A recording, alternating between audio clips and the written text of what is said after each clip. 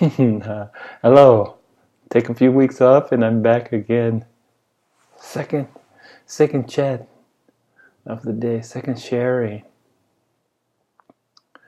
I really enjoyed the video that I did earlier this morning talking about moving on and the idea that you don't do something, you're doing it. You don't be something, you're being it. This continuity, this circle of life. And just as you don't move on,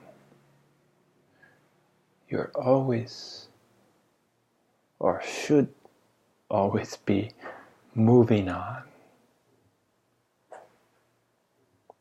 Watching, living, loving. And in this spirit, I want to talk about embracing. And something that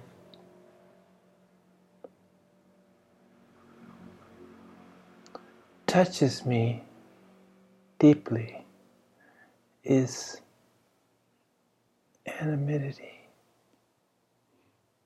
You're not thrust into anonymity.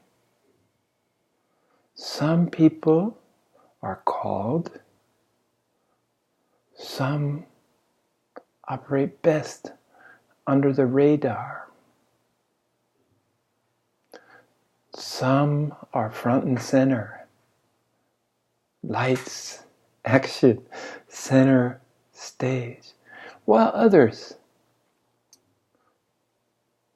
are allowed to live their life in the privacy of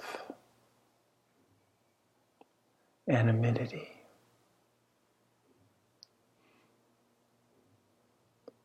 Some are known, some are unknown.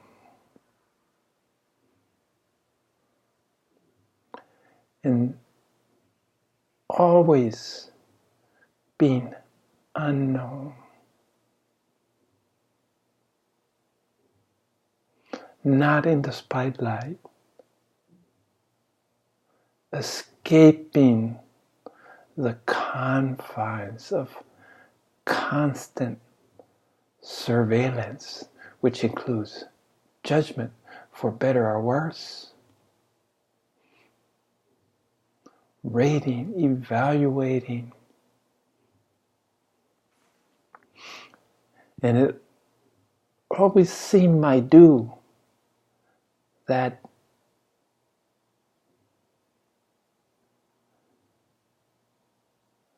I could not only accept that I wouldn't ever be center stage, the center of attention, the star. Not only did I accept it, but I relished it. I recognized anonymity for the gift that it truly is. The freedom to be who and what you are. Now, living in Hawaii, being raised in Hawaii, I was always under the radar, but inevitably one accumulates friends, one accumulates relationships, one accumulates a certain amount of visibleness. People see over time as your friends the circle of your friends tends to widen, you become known to a lesser or greater extent. If you're fortunate enough, or unfortunate enough maybe, to excel at something, one particular thing, you're more than likely to become well known. And personally, I can't ever remember excelling in one particular interest, being focused, which is the root of excellence, diligence, hard work, narrow-mindedness. And narrow-mindedness in the sense of narrowing your scope, narrowing your narrative, and mastering a single skill to the point that you're better than most. And with that comes recognition. People notice. In my case, I was good at a lot of things, but never excelled in any particular area. So I managed to live a life into almost 50 of a certain degree of anonymity. But events moving to Taiwan, at that time, 23 years ago, coming here on a 4-day visit, which led to this 23-year stay. And one of the first things that I really came to appreciate is that being an outsider in a culture allowed you to perfect your anonymity. People noticed you, but only on a superficial level, that you looked different. But if you continued to function, you continued to not do any particularly outrageous behavior that would attract your attention. If you tended not to seek that attention, anonymity could be yours. And this is something that I really loved and embraced about this opportunity that presented itself of being a stranger in a strange land. And I enjoyed the simplicity that comes with being an unknown quantity. You're able to slip through the social constraints that are a necessity, it seems, that when you're living in your own culture. The rules, the expectations, the social norms, all these can be very limiting if you look at it as such. If you look at valuing your privacy, if you're looking to heed your own counsel, if you're not searching for fame, for love, for respect, for all the accolades that come with being known, well known, famous, if you will. What a burden to carry, right? It always seemed to me. So, by following the simplest rules of conduct, by not blatantly breaking the law, by not cheating or lying or hurting, but by living a simple, uncomplicated life. Taiwan offered me an anonymity a level of anonymity that wasn't available to me in Hawaii. And I did what I needed to do. I made the money that I needed to survive. Was never ambitious, never striving to accomplish some particular goals, other than just simply being, loving, watching, seeing, accepting.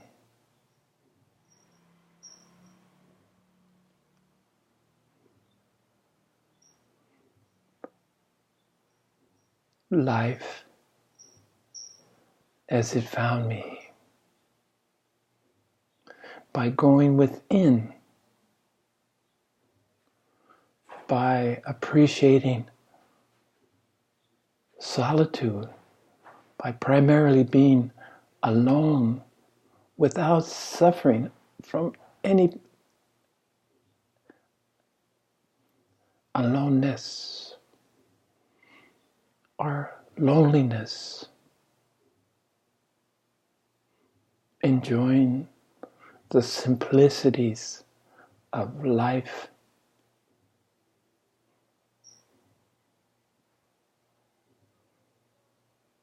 And you can move through. As my old Zen teacher taught me when he was teaching me the Zen walk, the walk that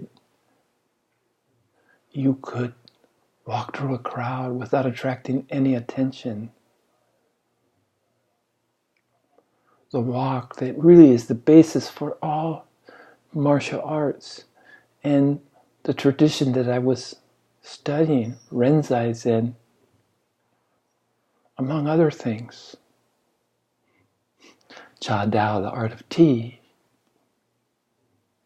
Martial arts was considered an integral part of the training. And this Zen walk, one foot carefully in front of the other foot, was a walking meditation, more or less. But it suited me. The Roshi would assign a martial arts, and we had Kendo, which is the sword. We had Kyushu, which is archery. We had Judo. And he told me, you go over there and you walk. You walk that line across the dojo, back and forth, a couple of hours a day. And I was the only one that I knew of my martial arts was walking. And I remember I wanted Kyushu because I thought maybe I'm unfocused, maybe Kyushu, focusing on a target, might be. If I was prescribing my martial arts, it would have been that, because I would think that being wide open and learning to focus, to pinpoint, would be something that would be useful for me. But we had no say in it, you know. It wasn't a democracy in the dojo, in the Zen dojo. You did what the Roshi requested that you do. And part of anonymity, part of desire to be unknown, is required at least a modicum of following the rules, at least on a surface level, to convince others that you are indeed following the rules, that you weren't rebelling, that you were cooperating, enthusiastically even, with the mores, the norms, the expectations. So I became quite good at nominally fulfilling society's requirements. And as it became more difficult, was fortunate enough or blessed enough to come to Taiwan, where it was much easier to cultivate anonymity. Again, by not attracting attention, which includes excelling at any particular thing. I always preferred to be a Renaissance man, good at most everything, but not great at anything. I don't know how many others would aspire to such a modest accomplishment, modest goals. But I had a strategy, and I followed it, and was rewarded with being, for the most part, left to my own devices. And it left me time for what I really wanted to accomplish in life. And accomplish means it's too active of a verb, which I really wanted to pursue, because the pursuit alone was enough. And this was my personal spiritual inquiry. My recognition that life, including my own ego, was viewed, it's skewed, the view is skewed, where ego surmounted all, where your personal identity, you were defined by your personal identity, where your mind directed your actions, in addition to your thoughts. When you figured out life through your mind,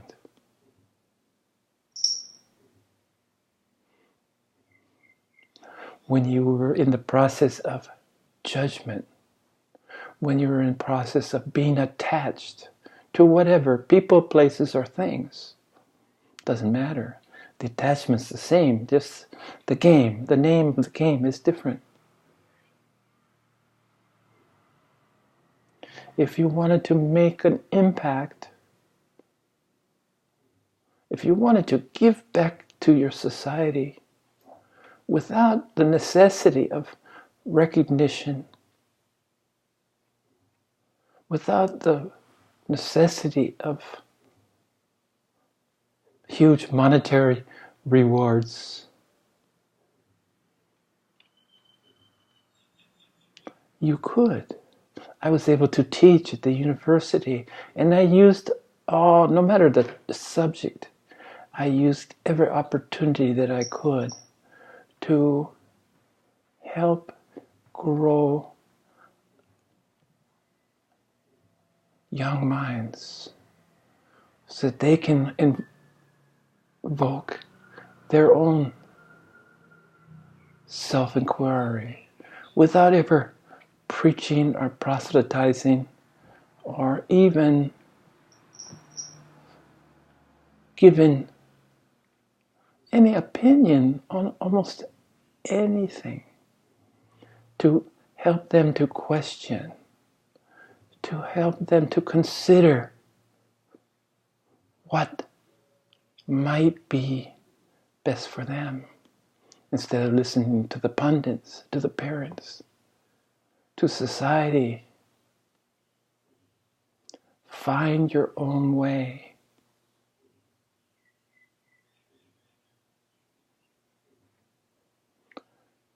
So I labored in anonymity, self-embraced anonymity. And that was always enough. I taught little kitties come to get some attention. I got 2 kitties in here with me who are ready for dinner. It's too early for dinner, kitty. It's too early. The other, big one's watching me and the little one is coming right up here to me. I wish I was more anonymous with her right now. Yeah, sweetie. I know. She's a gentle little good girl. I got a bully boy, big bully boy, and a little sweet girl, but she's not being so sweet right now. So I was able to accomplish anonymity. I was able to remain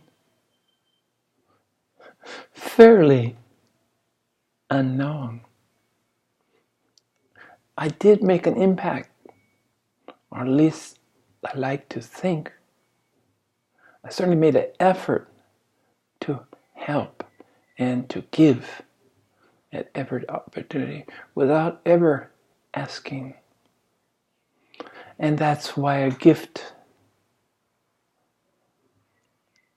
unproclaimed, anonymous giving, anonymous loving, anonymous consideration, anonymous support, anonymous participation.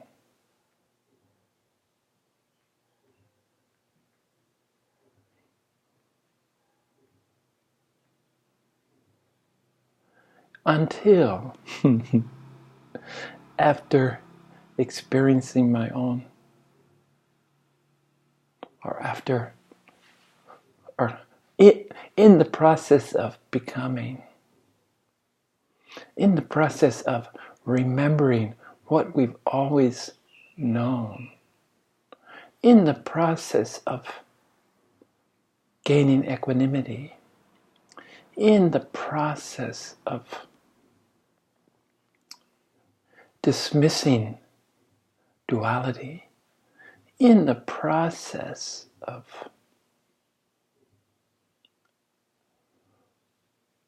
recognizing what's so, in the process of eliminating division and separation, in adopting an inclusive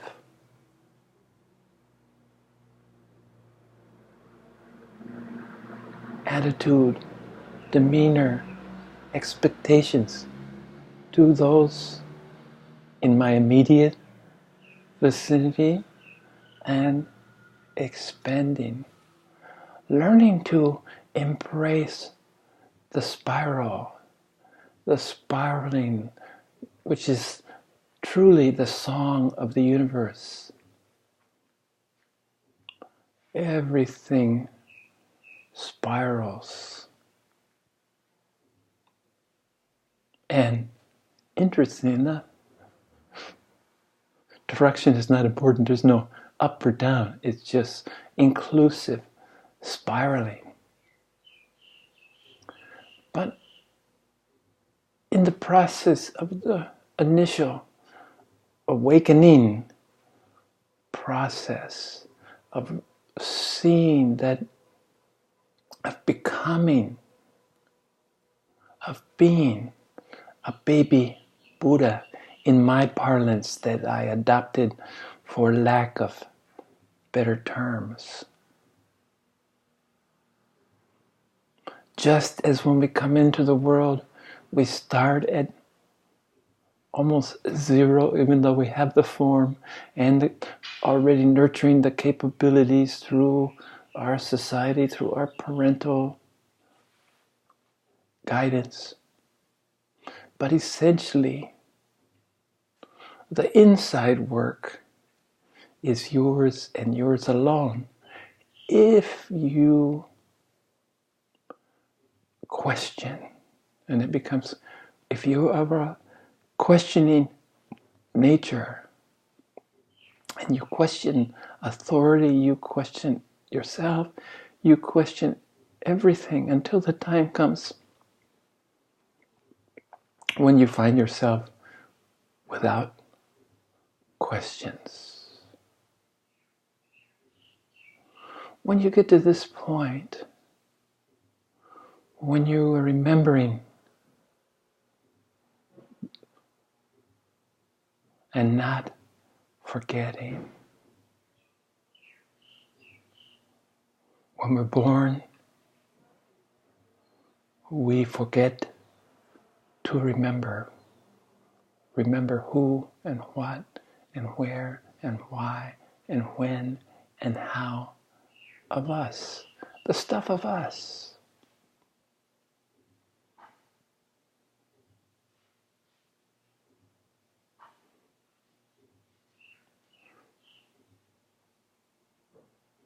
When you get to this place as a baby Buddha, I had to constantly remember how to forget. How to forget attachments, how to forget prejudices, how to forget biases, how to forget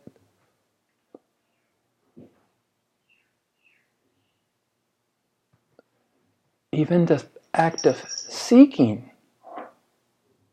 at some point needs to be forgotten. And as a baby Buddha, I noticed that every year after awakening, after the initial awakening, every year would be like 8 human years. And so now, 7 years in, I'm a 56-year-old Buddha. And again, this is not any special self-proclaimed title. Indeed, each and every one of us is a Buddha. We just need to start the process of remembering. We have to stop forgetting to remember. So about 2 years ago, which would make me, on my calculations, about 42, I had this calling to begin sharing. And luckily for me, YouTube has provided me with this opportunity to share. I spent my whole life as a teacher that I really had no desire to continue to be a spiritual teacher. Instead, I wanted to continue being an observer. I wanted to continue. Kitty's stepping on the keyboard. Helpful little girl. It's now she's going to bite my feet. And I'm almost wrapping this up, but it's funny how and what and who and when pulls you back to the now. But I was talking about this opportunity that YouTube provided with me. A couple of years ago I started sharing, and now I'm maybe 100 hours in, a couple hundred half-hour videos. And I thought at first, well, I'm sacrificing my anonymity by going online, by putting myself out there. Because putting yourself out there, you open yourself to criticism, to judgment, and you have to be beyond caring that this will naturally occur. Just as I'm in no position to declare another being enlightened, awakened, just as I have no way of knowing who is, or better yet, who isn't awake, aware. And this is how it should be. And likewise, there's no one out there. In fact, skepticism rules, which I 100% support. Question, watch, observe. Judge someone by, well, judge, evaluate. Is that better than judge? Or is it just another way of saying the same thing? How to experience someone, to test their sincerity, observe their actions. So I was willing to surrender some anonymity as I exposed myself to a wider audience than I'm ever used to. I've always been one-on-one or a small group. Function best, feel best. So it was an ordeal to come on this channel.